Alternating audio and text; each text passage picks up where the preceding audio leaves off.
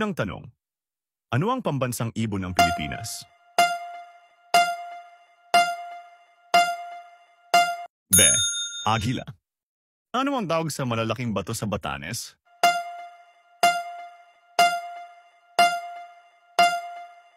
C. Raku a Payaman. Sino ang pambansang bayani ng Pilipinas?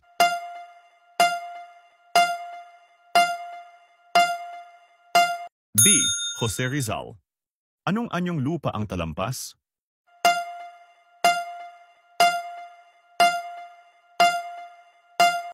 Patag at mataas.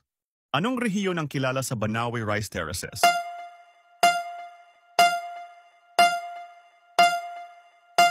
Cordillera Region. Ano ang tawag sa tawiran ng tao sa kalsada?